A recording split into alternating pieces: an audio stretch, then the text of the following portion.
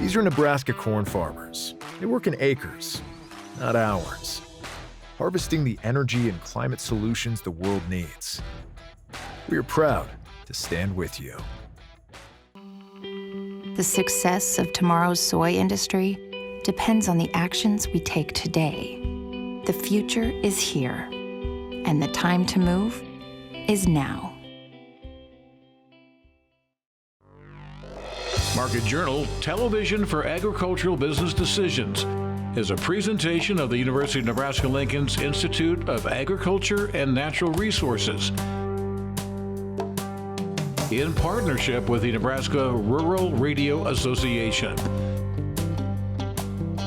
Promotional support provided by the Nebraska Farmer Magazine and partial funding provided by the Nebraska Soybean Board and the Nebraska Corn Board.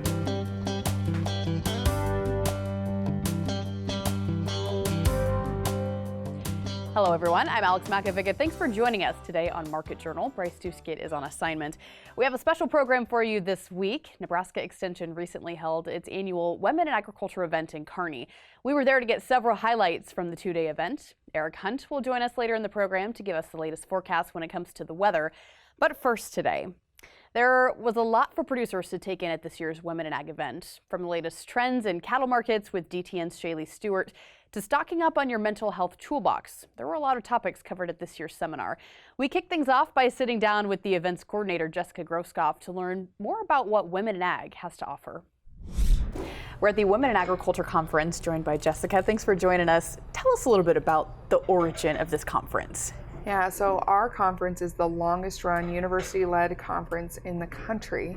And it started during the farm crisis of the 1980s. And what the founders of this conference realized that when they were talking to farm and ranch families about bankruptcy, that the men kind of clammed up and weren't really willing to talk about what was going on, but the women were looking for opportunities to discuss what was going on and find solutions. And so that's how our event was born. And for nearly 40 years, we've had an annual convention. Okay, so that brings us to this year. What's going on this year? What are some high notes?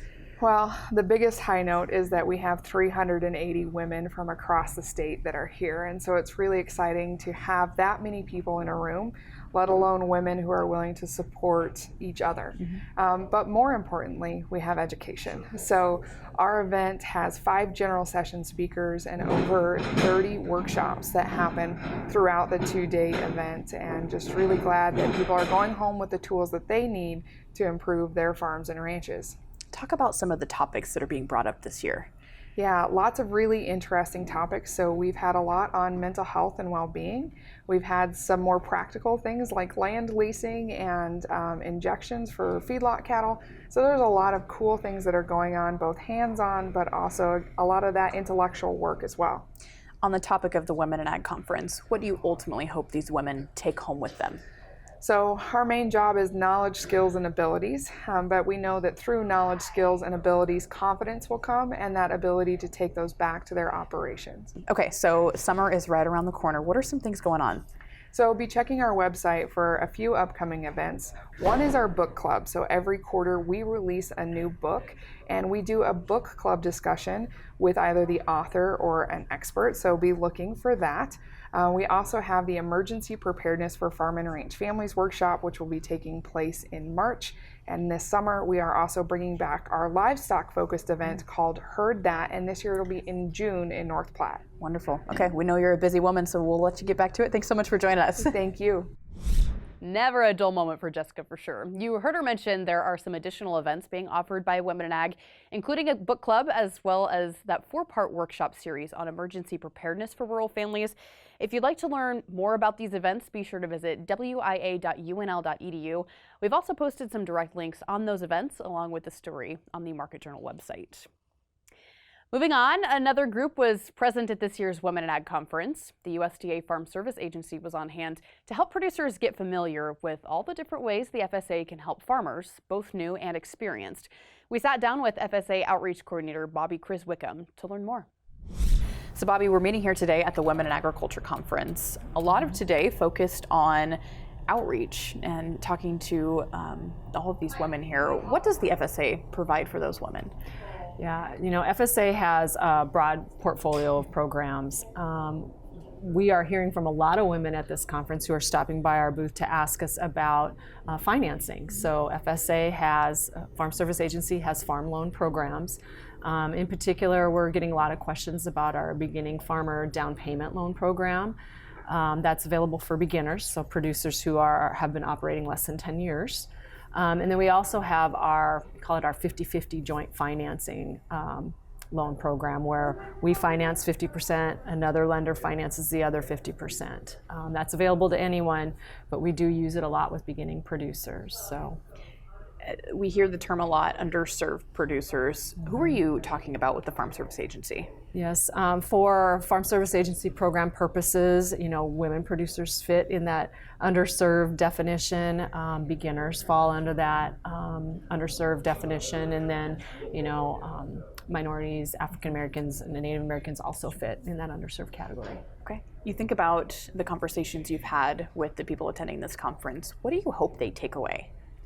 So I hope the takeaway for them is, you know what, there's opportunity for me at my Farm Service Agency. You know, maybe they're struggling with getting some lending commercially. And so FSA is known as the first lender of opportunity for those folks, right? We maybe can make a loan that a commercial lender can't. We're still going to take you through all those things because we need to make a good loan. But our goal is to provide you some supervised credit. And then graduate you back into that commercial market. Okay, those women who have had that conversation with you, how do they get started? What's the first step? Right. So the first thing is just think about what you want to do, right? What is your plan? What do you want to raise? How much are you going to raise? Where are you going to market it? What do you hope to get for a price?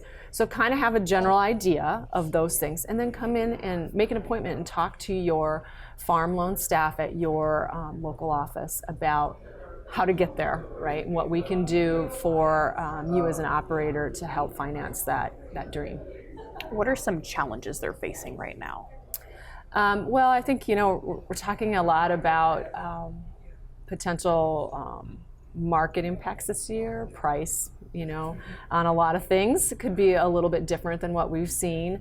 So that might affect, you know, that bottom line, and therefore what you're looking at when you're figuring out all the pieces to that credit picture. So that is something definitely to take into consideration and have a conversation about. Yeah. For Farm Service Agency, or really I would assume any lender, you know, paying attention to those numbers, close attention to those numbers, and then talking to FSA or whoever your lender is as soon as possible if you think you might be going to have trouble is really important.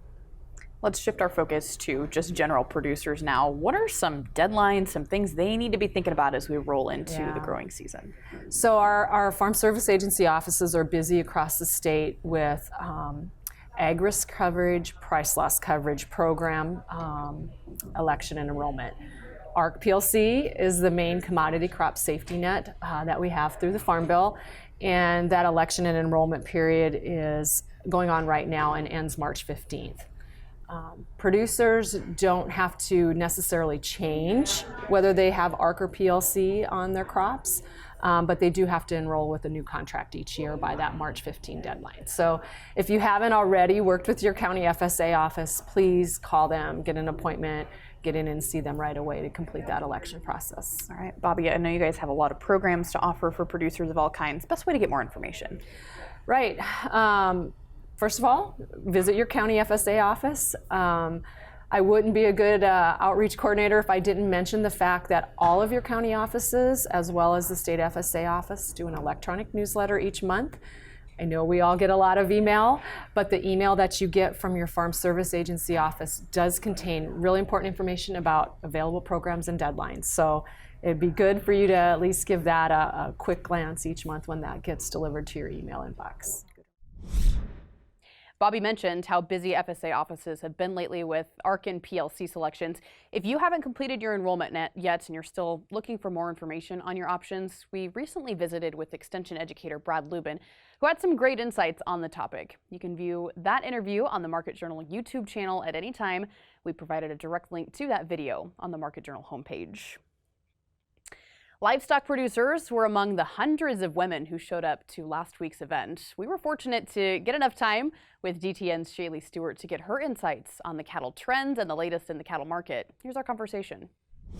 ShayLe, let's set the stage first of all. What have we seen so far in 2024 for these livestock complexes? Terrific question, Alex. I'm so glad that you asked because 2024 has just really been an exciting year. We came out of 2023 with an aggressive, robust market, and we expected 2024 to be exactly that. But as we've gone through all of January, now we're realistically on the tail end of February, the market has surpassed our expectations, both on the live cattle and feeder cattle side of things, and even realistically on the bred cattle market. So 2024 has lived up to the expectation in which it thought it would hold, and really we're excited for the rest of the year as well. Okay, let's dive into that a little bit. Live cattle complex, yes. What is that market seeing? What are the factors? So really the live cattle complex is extremely bullish right now. Really we're managing supplies well in regards to the feedlots and their show lists. Now that market's going to be strong likely through the entire year. We expect the market to see its greatest strength in the first half of the year. The second half should be strong as well, but we really expect that first half of the year to be strong. Right now we're just seeing an awesome environment in regards to feedlots because their show lists are manageable. They're able to see tremendous box beef demand, and packers, even though they've cut back on processing speeds just a little bit to help manage their own margin, we're still seeing good enough throughput that supplies aren't becoming burdensome.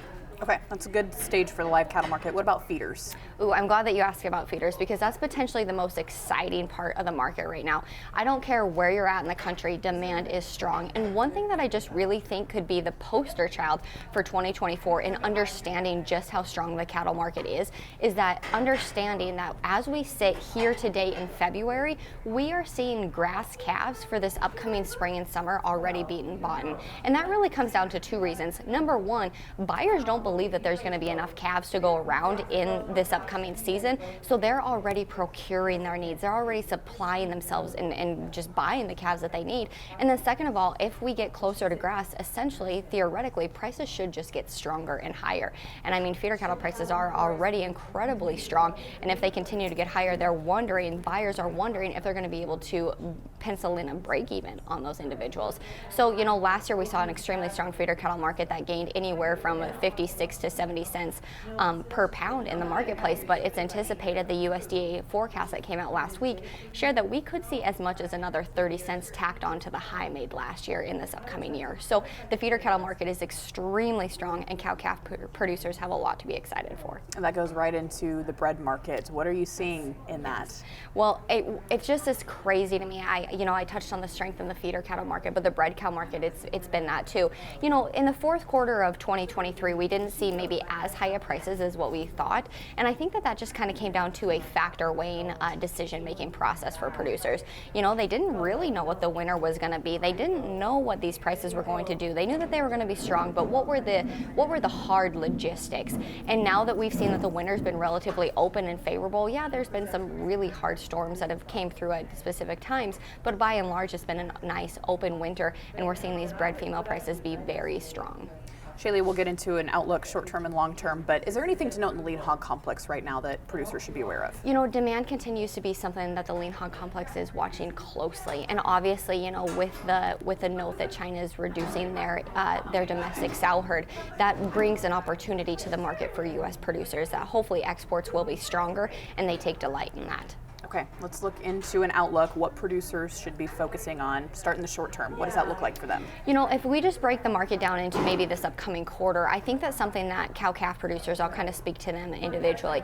They really need to be watching both the live cattle market and the feeder cattle market. Live cattle in regards to, that's obviously who pays them, right? That's who procures their calves. That's who comes in and buys their feeders. And so if they're making more money, they can hopefully trickle that down. And so one thing that's going to affect feedlots gravely is beef demand. And thankfully, even though we're in February right now, which is historically a point in time in which we don't see strong beef demand, beef prices are holding incredibly strong. And then second, we do need to watch throughput, just simply because if packers start to manage supplies and build up supply around them, that's going to lessen their need to continue to engage and support the cash cattle market. And so that could be problematic. But realistically, I think that the market just really holds a strong position and a foothold that will be its talking point for the years to come, is that 2024 was just a robust and strong strong market. Now, as we talk long term, I think that cattlemen need to be aware that, and always thinking one step ahead, right? Because that we don't want to be caught in the market's woes. And so the big question is when is the U.S. cow herd going to rebuild, and how is it going to rebuild? And that's not something that we've seen yet. We've not seen heifers being retained yet, and so that tells us that we are either in a stale phase or we're continued in the liquidation. I believe that we are continuing in the liquidation phase because our beef cow slaughter is still aggressive. Not nearly as aggressive as what it was in 2022 or 2023, but we're still seeing cows come to town. And largely that's being factored in simply because cull cow prices are still strong. Now, once we start to see that pendulum shift and we see producers retaining females, cow-calf producers need to be aware about how that's going to shift the markets and its supply and demand mechanisms. But that's not something that's likely going to be on the forefront of anybody's mind, as it's not really expected to hit the market until maybe 2025, maybe 2026. A big thanks to ShayLe for her time. We know how busy it can get for presenters at conferences like that. If you have questions you'd like to ask any of our future analysts, feel free to get in touch with us on social media or email us at marketjournal@unl.edu. We'll be sure to pass those questions along. Nebraska farmers and ranchers have been relying on their wind to power their lives for decades, going back to the windmills that still dot the pastures of the sandhills and provide water to the herd. But over the last 25 years, industrial-scale wind farms with giant turbines have been expanding across the state, providing economic opportunities in renewable energy for landowners, but also altering the state's rural landscapes. What is the wind for farmers is the topic covered in the March issue of Nebraska Farmer.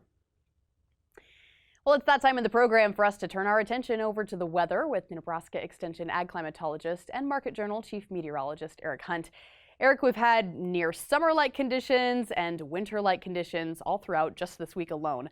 Will things be any more consistent throughout the next week? Thanks, Alex. Maybe we'll just have 2 seasons this next week instead of all 4 like we had this last week. Starting off, I just want to point out that there is a workshop for anybody affected by fires in western Nebraska at the West Central Research Extension Education Center in North Platte on March 12th at 6:30. Please RSVP to the Logan McPherson County Extension Office if you're interested in attending. Fire danger will remain high through this weekend, particularly on Saturday across most of the state.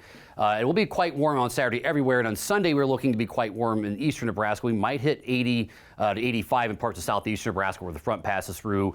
Again, there's a little bit of uncertainty exactly when that front will pass, but I think it should clear the whole entire state by sunset on Sunday. Temperatures will be above average for most of next week, though. It'll be a bit more seasonal maybe than what we've seen in the last 2 weeks. And the pattern is getting a bit more active. We are expecting to see some precipitation across the state later next week. Now, again, there's some uncertainty as to exactly how this next storm system is going to evolve. But there is some signal for precipitation, particularly maybe significant precipitation across eastern Nebraska as we move into the later portion of next week. And the CPC is also quite bullish on precipitation across a good portion of the state, particularly the eastern half of the state. CPC, again, is also showing warmer than average conditions continuing through the middle of March across the state with cooler temperatures a little more possible in western Nebraska. Again, we did have some record warmth earlier in the week across southeastern Nebraska. These are some of the earliest 80-degree on records for, say, Lincoln and Omaha. And then we had some significant temperature drops between Monday afternoon and Tuesday afternoon. So again, we had almost 60, or actually at 60-degree temperature drops in parts of northeastern Nebraska between Monday afternoon and Tuesday afternoon. Very little precipitation to speak of across the last 7 days. Did have a little bit of snowfall across the parts of the Panhandle, a little bit north of O'Neill on Tuesday. Again, not much to speak of there. Speaking of snow water equivalent, the North Platte headwaters just a little bit below the long-term median, but again, not too far off, so nothing to be terribly alarmed about. Drought update, not much change from last week. About 25% of the state is still in drought. Soil moisture, though, is starting to go the wrong direction, particularly here in southeastern Nebraska, where we really have not had much moisture here in the last say, month or so. And again, if we take a look at 2-week root zone percentile changes, again, there's a lot of red and purple on here, which basically means that we've dropped quite a bit. Now, a lot of this is in the top part of the profile, which again is why we are quite concerned about having wildfires across the state, the next couple of days, because we've really dropped off the top soil moisture, and we have lots of dry fuel out there that could still burn pretty easily. So again, that rain that we hope to get in the state next week is going to be very critical for helping recharge the top part of that profile and letting some moisture back down into the rest of the system. Soil temperatures across the state right now, mostly mid-30s. Again, they dropped off a little bit from earlier this week, but still mostly above freezing. which is pretty good going to early March. And just wanted to point out that I helped host a conference this week called Harnessing the Heartland. Thanks, and back to you, Alex. Finally today, agriculture can be both rewarding and extremely stressful, often, as you know, at the exact same time. Stressors like weather, livestock, commodity prices, they can tend to stack up on top of each other. Many producers tend to push through those adversities and not giving themselves any slack or grace. While it's important to have extra drive to push through difficult times, it's equally as important to recognize the balance between being tough and knowing when to take care of ourselves. After all, it is incredibly challenging to care for our farms, ranches, and families if we don't take care of ourselves first. Our next guest was on hand at this year's Women in Ag event to discuss the importance of producers building on their own mental health toolbox. Here's our conversation with MWell Consulting founder, Ashley Machado. Today we're having a conversation about mental health, and Ashley, you had a chance to present to a number of women involved in the ag industry. 30,000 foot perspective, why is it important to address mental health in the ag industry?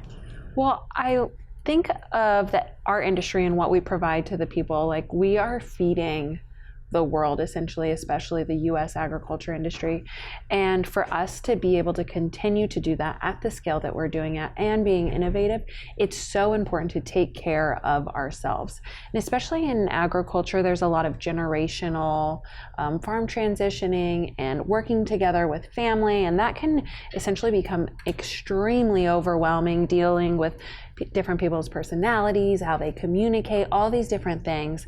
And when we're not taking care of ourselves, when we try to approach those conversations, we try to go to work, we try to do all these things, it can become very overwhelming to do our job. And our job is very important. We're feeding people, and everybody needs food always and forever. Like, we're always going to need to eat. So to be able to do that, we have to take care of ourselves. So you introduced this mental health toolkit to people at the conference. What is that? Yeah, so our mental health toolkit, like I like to say, like we have a toolbox. Like every farmer or rancher, someone in ag, like there's a toolkit somewhere. It's got shovels, wrenches, the hammers, like anything, a screwdriver, like anything, a tractor, like we use all of these tools every day to make our ranch or farm run effectively. Now, what about the people who are running the ranch or farm? Let's have a mental health toolbox, a bunch of tools that you can access really easily that are free. We love free as a farmer or rancher. And that it's like, okay, I'm feeling stressed. Let me do this breathing exercise. It's going to lower my anxiety by 60% right now if I do this. Oh, I'm feeling overwhelmed with a lot that's going on. Let me answer these couple questions and write them down, the answers down, and it's going to help work through that overwhelm. I'm going to help be able to process things more. Like just a bunch of tools that just help us be better humans, more effective in the workplace, better conversations, healthier, lower cholesterol, like all of these things that are going to help our well-being, and they're at the palm of our hands. You bring up a great point that when your mental health is good, it can also influence your physical health. Mental health is physical health. Can you talk a little bit about that aspect? Yeah, I think for a long time, it's getting better now. We've thought of our brain as separate from our body, but really taking care of our brain health is essential for taking care of our mental health, which is essential for taking care of our well-being. Like stress. You have stress, you probably have a high blood pressure, higher cholesterol. If you work on your stress, maybe you exercise or you breathe through things or you pause, your cholesterol is probably lower, you probably are a little stronger, all of these different things that, if you're going to be in ag, you have to be doing them. In ag, it's not like you retire typically when you're 55.